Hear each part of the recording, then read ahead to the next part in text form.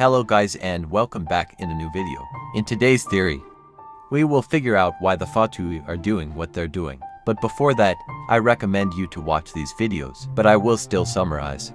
6,000 years ago, the Great Calamity happened, which is the war between the ruler of Celestia, the Primordial One, and the intruder, the second who came.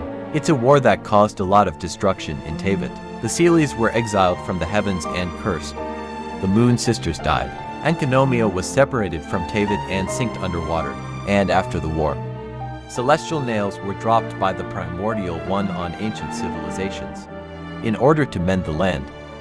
Although the current lore hints that the Primordial One is the winner of the Great Calamity, there exists a theory that the second who came is the actual winner, and then impersonated the identity of the Primordial One, and made the people of Teyvat, including the Seelies, think that he's the Primordial One, and that's by using their mensal, by altering the memories of the Teyvatians, and then kick the Seelies from the heavens and curse them, as well as dropping celestial nails on ancient civilizations that worshipped the Primordial One to hide the truth, thus making the second who came an imposter.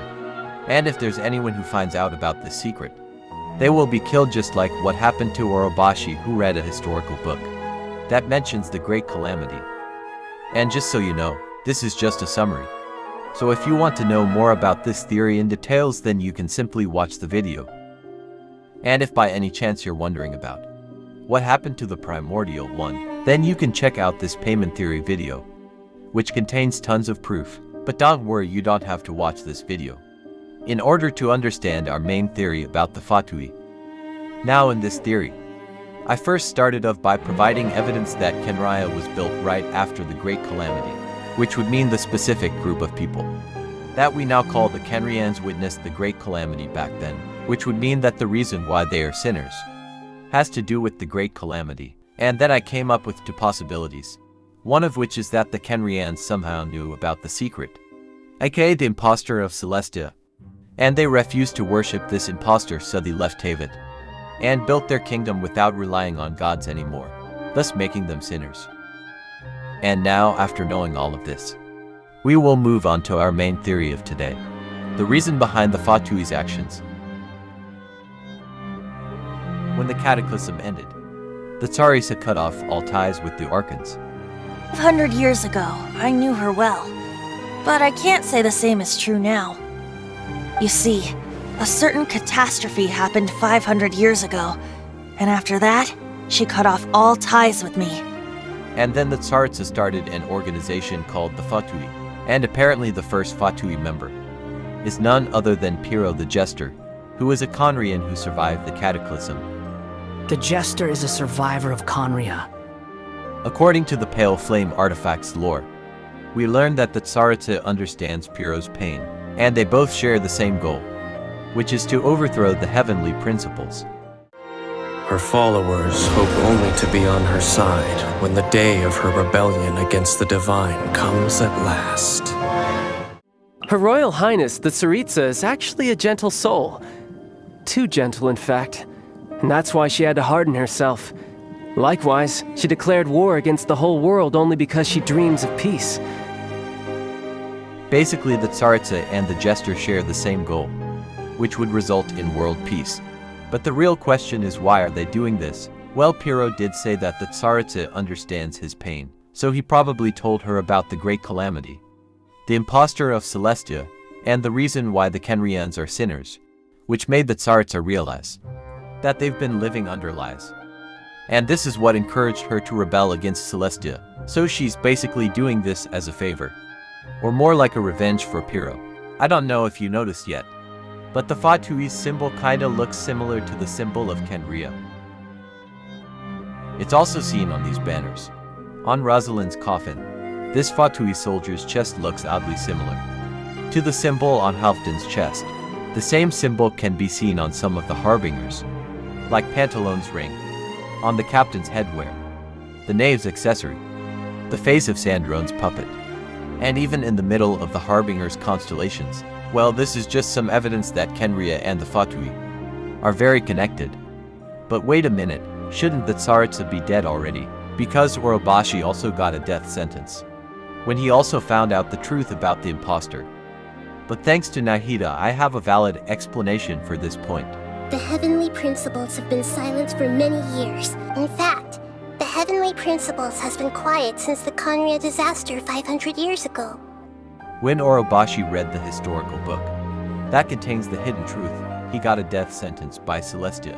And this happened towards the end of the Archon War, more than 2,000 years ago. But since the cataclysm 500 years ago, Celestia has been asleep and quiet, which would explain why nothing happened to the Tsaritsa. After knowing about this secret, but the gnosis are symbols of their control over Teyvat and all the laws. Nahida said the gnosis are the symbol of Celestia's control over Teyvat and laws. So maybe that's why the Tsaritsa and the Fatui are targeting the gnosis. It's because of their symbolism. Because if they acquire all the gnosis, then they will acquire control over Teyvat. La Signora was sent to steal the Animal Archon's gnosis, as she overpowered Venti. But there's a possibility that Venti let her take away his gnosis, maybe because he already knows the Tsaritsa's plan.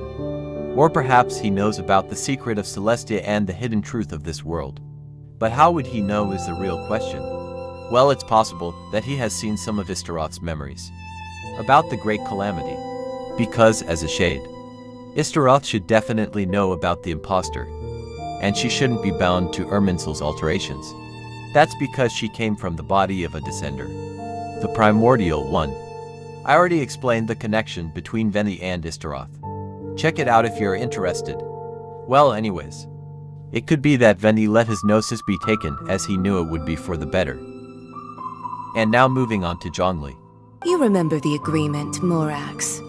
Now, if you would be so kind. The gnosis, please. What in the world are you talking about? The contract is fulfilled. Why give the gnosis to the Fatui? I do not give it for free. I give it as agreed upon in the contract, for it is a matter solely between the Tsaritsa and I. The Tsaritsa persuaded Morax to give her his gnosis, and the latter agreed. But don't you think it would be weird if Morax, a god with 6,000 years of experience, wisdom and knowledge, agreed to such an unimaginable request? Well, there is a theory that Morax was once a demoted god, one of the four shades even. But don't worry, I will explain this particular theory in another day. But anyways, Morax would definitely know about the truth of this world, and the secret that Celestia is trying to hide.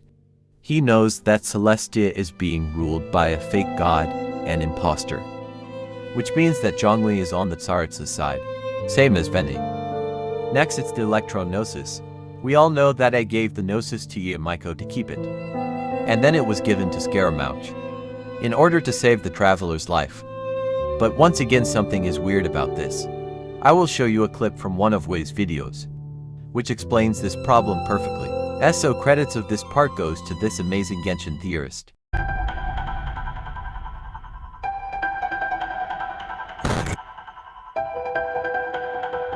As her erstwhile closest friend, A handed it over to me, and I've kept it in the Grand Narukami Shrine ever since.